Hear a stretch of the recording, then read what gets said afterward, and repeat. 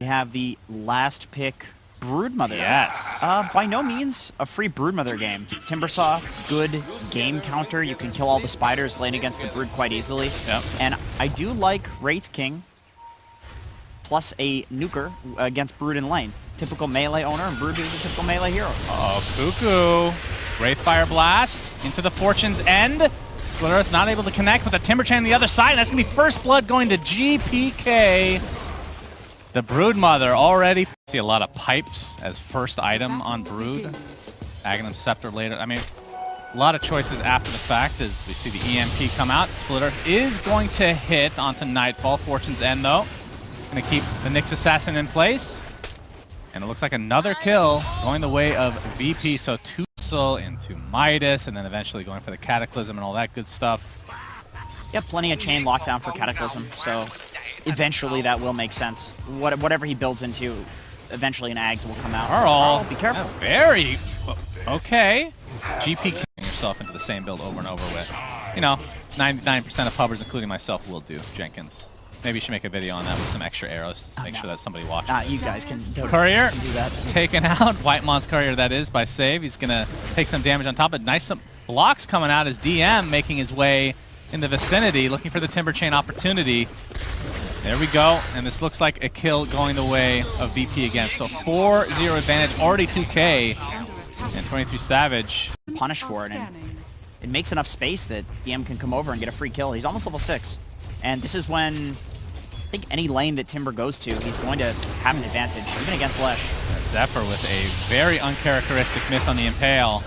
Ends up paying the price with the Cold Snap EMP. It's not as slippery as a typical Nyx would be at this point. Also, sacking those levels to Cuckoo's Broodmother means that Zephyr doesn't have the levels he's used to playing with. And we see some action top lane. Chakram is there with a setup from Save. Not enough to kill Whitemon yet. He's trying to get off the Fatal Bonds here as DM is pursuing him from behind. You see the Hex. Timber Chain will be another kill on the Whitemon. And DM is pretty freaking farm right. In fact, all 3 cores on VP are top net worth at this current point. We were all thinking with the last pick Brood, what do you do to deal with this hero, but... What do you do against Timbersaw? Oh, this might be it though. Yep, we see the Lesh coming with that Chronosphere set up into the Split Earth. Enough magic damage, and that is a huge... Why Drow Ranger counters the Void. If you don't lose the ult, and also in the late game, the ult is on such a low cooldown. Oh, okay, Cuckoo makes a rotation. GK, I see the Spiraling doing so much damage. Face Edict, not enough, and now the Impale from Zephyr into the Split Earth. So nice turnaround here for T1, as you see Cuckoo making... Chase the Brood. My goodness. But Brood is so fast. Timber can't chase Broodmother. That tower got decimated. Save in the meantime does get the Earth Spike off. DM in the vicinity as well with the Chakram, but Zephyr on the sideline gets the Impale only onto Save though. Looks like it might actually be enough to get everybody out with their lives. Tornado ends up missing here, but Kingslayer might be dying again. Just getting chased by Cuckoo. It's really difficult to get away from this hero as a support for sure. From Cuckoo. It's a very atypical thing for Broodmother to do that, to rotate to another lane, but that is the only advantage that Broodmother has over Timbersaw. Yeah. Is to just run between the lanes quickly, and Timber spends all of this time chasing, and Timber's supposed to be the hero that's doing stuff at the moment. And Whitemon getting chased by Nightfall, and one more crit will do it. Talking about Solar Crest as well, but just switching it up just slightly. We've seen some Greaves, of course, in the past, in addition, as Cuckoo, with all his spiders, maybe potentially ganked here. Trying to micro them to a high degree. GPK in the vicinity. Tornado misses, though. Hits a couple of creeps, and that's about it. But a big stun from Zephyr onto 2. And now VP are on the run. Kingslayer just drops of his own accord. Cuckoo not mincing words here. Looks like the pressure's going to be applied again, but the Ice Wall is connected here. The slow progress is a Chronosphere on all 3 on the outer edges, but what is the follow-up? Buyback onto the Oracle now. The bash is online, so Save takes a tumble. But in the meantime, taking some damage from the Chakram. We see the Sunstrike coming, but it's not going to connect on anybody as Nightfall has come to play as well. Tornado will hit the Leshrac. Trying to save him with Cuckoo here on the sideline. DM, you can see, taking some right-click damage, but as we see the Radiance now online at the 13.5-minute mark. So Nightfall still with that second life, but... How is Nopi dead? What's happening? Well, Lion did die. That counts as somebody. Well, I don't know. It's a line. Just because he's hideous doesn't mean he's not a person. Okay. But yeah, now with this, I mean, obviously you want the level 12 on Wraith King. That's probably the biggest thing. Oh yeah, there was a buyback there on Oracle. GG. Yeah, he was the first to fall actually. But yeah, that was an incredibly good Chrono. As the looks like the Impale is gonna just miss here, as the chase is on. Trying to get control of this jungle. Chaotic Offering being faked out. GPK doesn't have a ton of mana to work with, and Nightfall still only with that level 1 ult, but running in.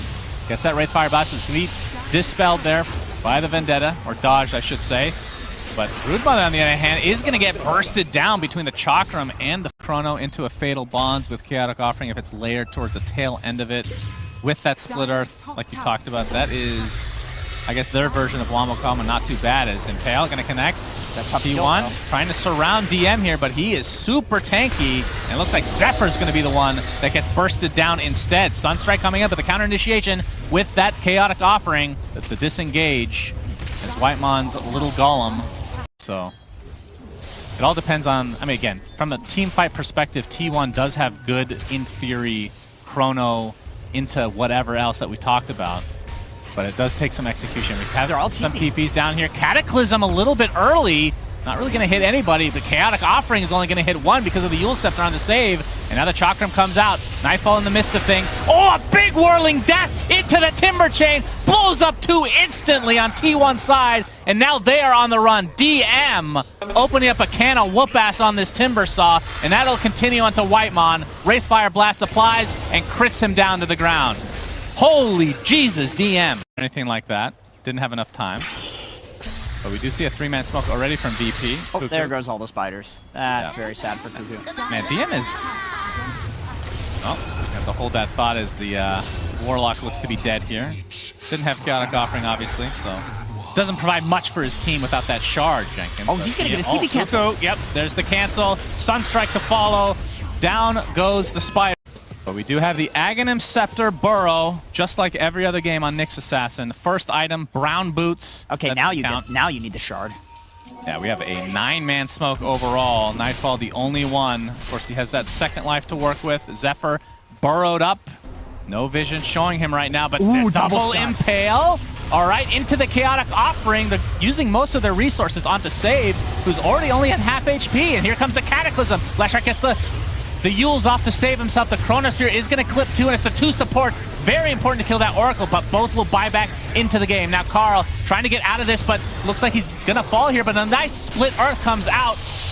Ends up saving him in the end, and VP have to run, despite Zephyr being completely out of mana. All right, if we're going to get more Nyx Assassin Ags upcoming for TI, let's get a little bit more polygons added to this thing, all right? That thing looks like we could use a couple more. It looks like a pile of dung. Yeah, it's quite bad. 23 Savage now going for Roche, though. You can see the spirits coming out. Try to get some vision here. Yeah, they just don't do it fast enough, but this is looking a lot like game, was it 1? We had a little bit of a stall here as we see the side cam onto Zephyr. Very important. Impale is going to connect. All right, the Mana Burn doing quite a bit. Nightfall going to get purged off, and he's ready to go back in again. Keep an eye on those polygons on the bottom of your screen as Roshan's getting quite low. Let's see if Cuckoo can go in and out of the pit, no problem. It's another aspect that we didn't really talk about. Splitter's going to connect again. This time they're going to go on save. BKB popped by 23 Savage. That is going to be enough to take out the support, and they know he does not have buyback. And now the pressure being applied to the Wraith King. He's going to go down, but that is the first life. I believe he does have Shard. Chronosphere just to ensure that they get this Roshan. Looks like Savage gets the snatch, so the actual Roshan ended up going to VP, but the Chaotic Offering now used in retreat here as VP attempting to get out. Deafening Blast applied there, but Nightfall completely surrounded and will finally be brought down. Didn't even have his Radiance on, by the way. Enable it. It's not reliable is the issue. If they can get Lion on top of somebody where he doesn't just immediately die, then it's going to be a lot of damage. Onto Nightfall. Zephyr not going to be able to hit the Impale there, but you can see the army of spiders are here. And the Mana Burn, again, not going to really matter too much in terms of the second life for Nightfall because of the Shard, but still pretty annoying that he can't stun anybody. Zephyr is taking literally 0 damage. I mean, it's percentage heal versus percentage damage. Which wins in the end? Oh, double! It's a double! It's not even that much damage, though, now. 23 Savage gets off the Chronosphere. Gonna focus on the Invoker, but there's the false promise that you talked about. Trying to do the damage through that with the Impale to follow. The Burrowed Nyx is available still, getting those burrows, or the stuns constantly as we have the Chakram. Nice impale again from Zephyr, saving his teammate, but it looks like the Ledge will finally be bursted down. Chaotic Offering was never used. They actually took out the Warlock immediately as Save getting right-click now with Cuckoo's ult as well, and Kingslayer in the trees. Double kill for Cuckoo. They grew their lead from 2 to 6K there in just this last few minutes. Yeah, so mostly the... T1 is in control right now. Oh man, the Vendetta with 23 Savage applying some right clicks. Time dilation to a bash again. DM. Timber chains to safety, but Cuckoo's here as well.